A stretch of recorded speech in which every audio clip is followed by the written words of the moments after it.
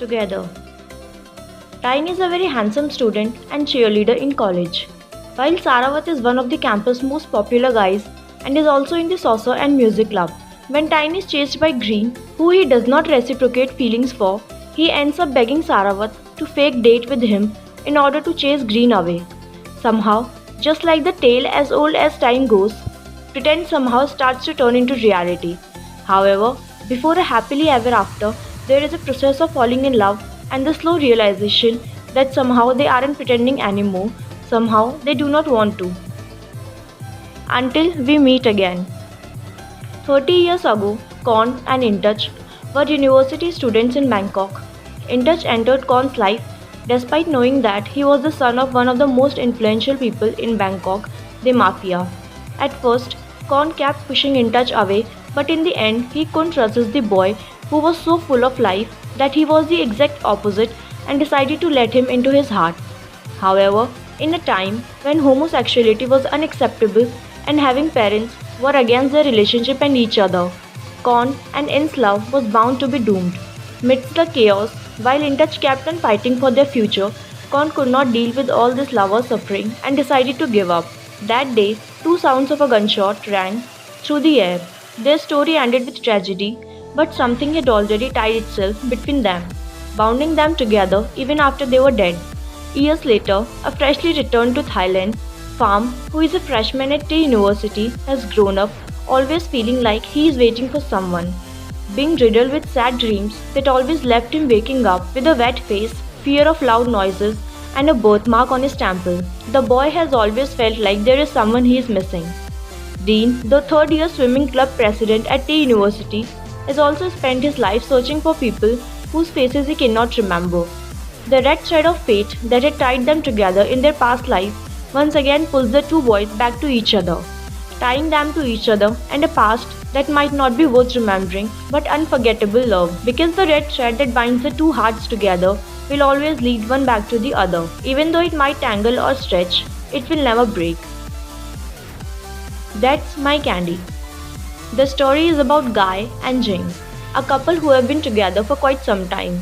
Both have their own responsibilities and barely have time to see each other. They have a huge fight and Jing wants to break up, but Guy won't allow it. He tries everything to make it up to Jing, but it's not easy. An uncle whose life Guy had once saved gives him a magical candy that could help him make up with Jing. Peach of Time. Peach, a 22-year-old Thai boy, takes a daring step in his life and decides to fly to Korea to meet his Korean friend Jun-Oh. They first met when Jun visited the restaurant Peach's parents own in Phuket. Everything seems perfect for Peach. He finally realizes his dream. On top of that, as he stays in his friend's house, the two can finally be together. But something just doesn't seem right. Sung-suk, Jun-Oh's mother, seems to be cautious and reserved in Peach's presence. She is harsh with the son, and Peach soon realizes that the two do not get along well. Willing to help his friend, Peach takes matter in his own hands and tries to mend the strained relationship. He just wants Yoon to be happy, and if he can make it happen, he will. Something in My Room. Pat is a university student who lives with his newly single mother. Recently, Pat's dad left his family to become a monk. His dramatic life decision devastated his wife and child. Determined for a fresh start, Pat's mom Chris moves into a new rental property with her son. She clashes with the landlord Nuan, a secretive woman who leans heavily into superstitions. Nonetheless, Chris and Pat settle down in their new home. Pat is uncomfortable with his surroundings and feels a disturbance in the bedroom. Items like the door or the laptop would mysteriously open without his intervention. He tries sharing these concerns with his mom. However, Chris believes her son has been concocting wild stories to rebel against her since his dad's departure.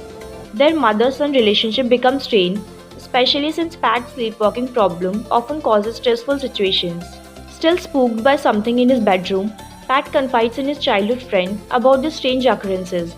Dream has psychic abilities, a supernatural gift inherited from her father.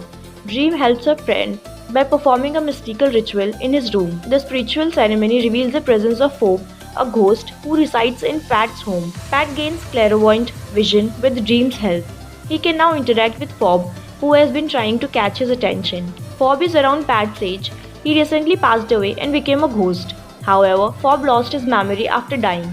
The confused spirit doesn't know his identity, the circumstances of his death, or why he lounges in the living world. Fob's spiritual mentor, Nong, tells him that he only has 49 days to resolve any lasting regrets.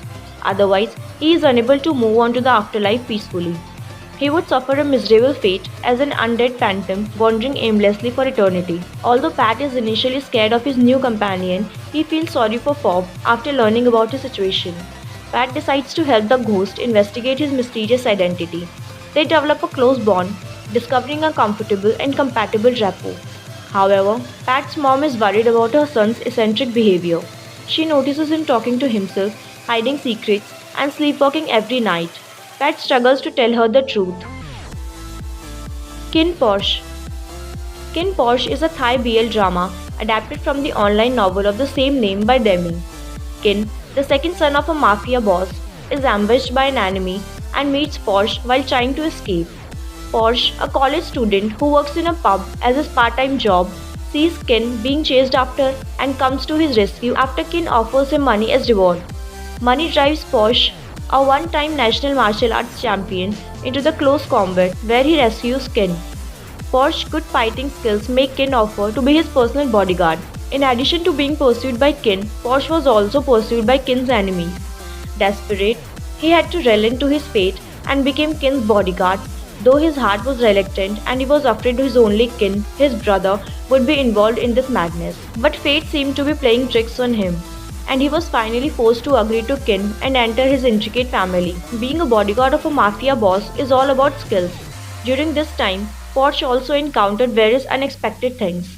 The closer he got to Kin, the more hesitation he felt in his heart. But this road is not easy to walk, because the various problems and obstacles that follow are testing their love, and Porsche has to face all the difficulties and strengthen his feelings for Kin. Love by chance. Pete is a handsome and rich university student who is incredibly timid. His shyness turns from his trying to hide that he is a gay. One day, Pete gets hit by a boy on a bike. The kind-hearted boy, named Ed, apologizes and helps him up. In the past, those whom Pete trusted often used him for his wealth. A now steps in so Pete won't be taken advantage of by his frenemies. Over time, A looks out for Pete and protects him from the world. Somewhere between their intense closeness and shared soft touches, A develops feelings for Pete that go beyond friendship. Pete doesn't want A to know the pain of being ridiculed for dating a man, so he ignores his own feelings for A. But Pete falls deeper and deeper in love with the kind-hearted boy on the bike, who once hit him purely by chance. Bad Buddy. Ever since they were young, Trent and Pat's families had a deep and raging rivalry, trying to one-up each other on everything. This was also extended towards their sons. Comparing their sons' achievements and merits, whether it can be academic or extracurricular, the two families have left no stones unturned to outshine and gloat in front of the other. It was almost like rivalry was passed down as a family heirloom, and the two boys will become rivals as well, until they grew as tired and become friends. Really good friends. However, because of their family's rivalry, their friendship will had to kept under wraps, and so begin a journey of secret friendship, and then perhaps a sweet secret romance.